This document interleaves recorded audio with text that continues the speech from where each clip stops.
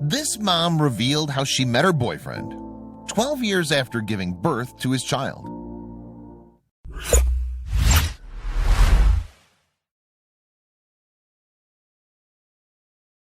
But before we start, please give the video a like and make sure to subscribe to Wonderbot and hit the bell so you'll never miss any uploads from us. People sometimes find love in the most unexpected places. You only have to watch a rom-com to know that. After all, would Julia Roberts have met Richard Gere in Pretty Woman had she not been standing on that street corner? Probably not. But for Jessica Scher and Aaron Long, their relationship actually began years after they'd had a child together. Their story starts with Jessica. In 2005, Jessica was in a happy marriage with a woman who had not been publicly named. The pair had decided that they wanted to start a family and so considered using sperm donors to make their dream come true. They therefore started looking at potential individuals who could father their child. And after much searching, the couple found an anonymous donor who seemingly had qualities that they liked the look of. He reportedly has a healthy-looking medical history, for instance, and is of average weight. As a fan of sports, the donor also has made a living as a musician and taxi driver, has brown hair, and had studied literature. So he seemed like the man for the job. What Jessica and her wife didn't know at the time, though, was that the donor's name is Aaron Long. And Aaron had used sperm donations simply to make an extra bit of cash. In 2005, in fact, he had just returned from a year abroad, had moved in with his mom, and was still figuring out what direction to take his life in. Donating his sperm had meant good money for Aaron then, and in an article he wrote for the New York Times in 2018, he described the process. Donors is the standard industry word, yet virtually all of us are paid. $40 a pop was what I received in 1994, he wrote. He'd carried on doing it for a year, too. Well, he'd been in a long-distance relationship. He openly described it as a good outlet in the article. So in 2005, Aaron's donation blessed Jessica and her wife with a child, Alice. Then months later, her wife fell pregnant again thanks to the donor, and the couple had another girl. Interestingly, though, these are just 2 of the estimated 67 children whom Aaron has fathered. Throughout this time, however, Jessica and her wife never saw an actual photo of their donor, nor did they want to. Jessica's wife actually told BBC Stories in January 2019 that she'd never wanted her children to get in contact with Aaron, let alone meet him. For the couple then, he was just a donor and nothing more. The pair subsequently raised their 2 daughters who are biologically half-sisters for 3 years. And then they suddenly split. The decision, it seems, took Jessica completely by surprise. There'd been no conflict in our family, so I was shocked and heartbroken, she told the BBC. According to Jessica, the worst part was that her ex-wife didn't want to discuss their split. She said she didn't want to talk about it and there was nothing I could do to repair our marriage, Jessica said. So, seemingly stunned and devastated, Jessica turned her mind to other matters regarding the welfare of their daughters. After Jessica and her ex-wife broke up, then, they split the childcare between them. Yet the former said she looked after them for the majority of the time. I continued parenting the sisters 5 days a week for a few years, she told the BBC. But when Alice was 10, my ex-partner blocked her on her phone, cut off all contact with her, and refused to return her younger sister following a vacation. Meanwhile, Aaron, who is now an executive assistant at the Low Income Housing Institute in Seattle, had moved on with his life. After a year of selling my sperm, I went back to giving it away and largely forgot about the whole thing.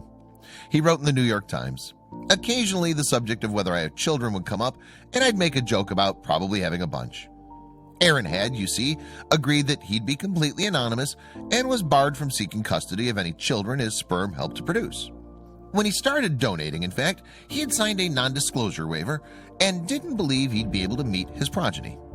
However, in the early 2000s, Aaron began trying to track his biological offspring down using the magical power of the internet. He'd spotted a site called 23andMe, which provides information about ancestry and relatives, and all they needed was a small sample of saliva for analysis. Aaron then deliberated about whether to take the leap of faith or not. The opportunity was obvious, but I assumed the odds of finding my children were low, he continued in the New York Times. I procrastinated for months before curiosity and an urge to know them made me order a kit. And when the results came back, Aaron was overjoyed to find out that he had a biological son called Bryce. To make doubly sure, though, he seemingly searched his name online and got an accurate result. Aaron then reportedly discovered that Bryce looked just like him. But now he faced an even bigger question. Should he contact him or not? Aaron agonized over that decision for a week until he reportedly went ahead and contacted Bryce. After he recounted the letter in his New York Times piece, "Dear Bryce," it read, "I recently joined 23andMe and found you listed as my son. So I believe myself to be your biological father. I hope my existence isn't a shock and wonder whether you joined in hopes of connecting with me." Aaron apparently didn't have to wait long for a reply back from Bryce. The response reportedly read, "Dad, I cannot express how excited I am to be hearing from you. I did join 23andMe hoping that you would have already done so and was upset to see you hadn't. This is amazing though, and I'm so happy." But Bryce's letter then revealed more biological children that Aaron had been totally unaware of. "I'm one of 6 of your children that I'm aware of and in contact with. I'm 20 years old and live on Long Island, but I'm studying in upstate New York," he continued. So it looked like Aaron had got more than he bargained for. And to say Aaron was shocked would be an understatement. Yet, following on from his conversation with Bryce, he then apparently worked out that he could have fathered up to 67 children, but he was still reportedly keen to connect with the biological children he did know about. And Bryce even helped him get in touch with one such woman called Madeline. Amusingly though, Aaron even responded to his newfound biological child in the most unexpected fashion. He described seeing Madeline's Facebook page, for instance, and thinking that she should put some more clothes on. Aaron was actually struck by how he'd reacted to Madeline's picture, so he said it was his first parental thought ever. Then in 2016, Jessica's daughter, Alice, expressed an interest in finding her biological father. Aged just 11, she had in fact asked for a DNA kit for Christmas. The young girl subsequently submitted the results, and 2 months later, she discovered that she had a 50% match with Aaron as her father and a 25% match with Bryce as her brother. Jessica then apparently went online and used Aaron's medical history to have a look at Alice's potential father. And when she came across him, she said she was unequivocal. "There was no doubt," she told the BBC. "My daughters make that stupid face." Jessica and Aaron then began talking online, getting to know each other and sharing stories on the process of sperm donation and insemination. Aaron apparently found it particularly interesting learning about self-impregnation and the complexity of Jessica's role in the process compared to his relatively simple one. The pair also started talking about more personal things that drew them closer together. Aaron then reportedly sent a 50-page long history of his life, which Jessica told the BBC she devoured. They also shared information about their current circumstances. So Jessica told Aaron that she didn't now consider herself a lesbian and, in a strange twist, had a boyfriend with the same first and middle name as him. Aaron had also been getting to know his other biological children, and they had exchanged written biographies too. "Bryce has showed me how little I know of young adult culture and reminded me that one's 20s are a difficult decade," he revealed. Madeline's revealed a keen understanding of her upbringing and the parts of it she'd like me to break from. But it was Alice's biography that floored me. You see, young Alice reportedly seemed preoccupied with dark thoughts. Aaron wrote that when asked what her favorite color was, Alice said, "Black, like my soul." Meanwhile, her favorite holiday, Aaron related, was Halloween, because candy and murder. Jessica and Aaron then started to talk about meeting up in Seattle and the latter's home. Aaron actually saw this as a fantastic excuse to have a party. In his New York Times article, he explained that he had never had a wedding, so this party was his equivalent. "I told my news to a few people, but most learned of it from the Meet My Kids Party Facebook invitation, featuring photos of Bryce, Maddie, and Alice. The shock value was high," Aaron said. In fact, it was a momentous event for all involved. Aaron was meeting his biological kids for the first time after all, and they were meeting another one too. Yet Aaron later revealed that he loved them straight away. Whether it was paternal instinct or not, he doesn't know, but in the end it didn't matter. They all got on like a house on fire. Indeed, Aaron made many observations about his progeny, and he recounted them in his article. He noted, for instance, that Bryce was a quick-witted meme addict. Alice has little use for adults, and he and Maddie shared the same sense of humor. This unusual family unit then began to spend more time together and even form strong relationships. And later, Jessica and Aaron decided to take everyone on a vacation together. It was around this time, too, that Jessica and her boyfriend, also called Aaron, were breaking up. Meanwhile, Aaron and Jessica realized that they also shared a special bond. The former wrote, "The first time Jess and I found ourselves alone, we hugged at length in a way entirely inappropriate for people who had just met. Jess says, "I have mannerisms that remind her of both of her daughters and thus felt instantly comfortable with." Aaron reportedly couldn't therefore help thinking that this was all meant to be.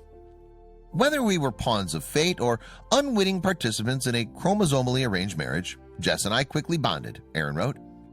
And with their own relationship growing stronger, the pair seemingly slipped easily into parental roles while on vacation.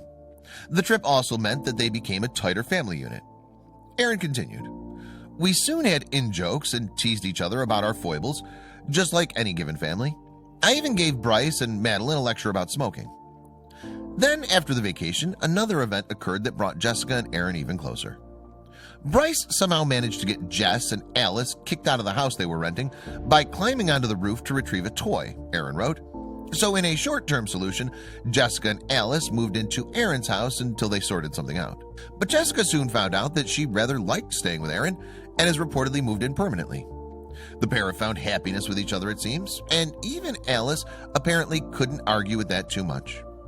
Aaron actually wrote that Alice just rolled her eyes as if she'd been tricked into a traditional family arrangement. So Jessica and Aaron are very aware that they didn't meet in the most traditional way.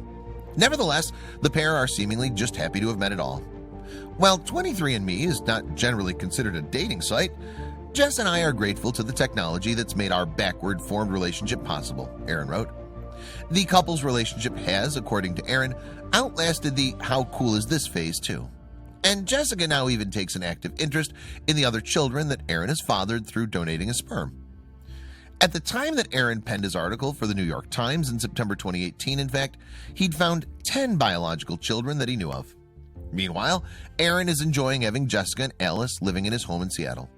They even reportedly welcomed Madeline sometime afterwards when she took a fancy to the West Coast and decided to move in with them. And they're apparently still hoping that Bryce might follow her lead.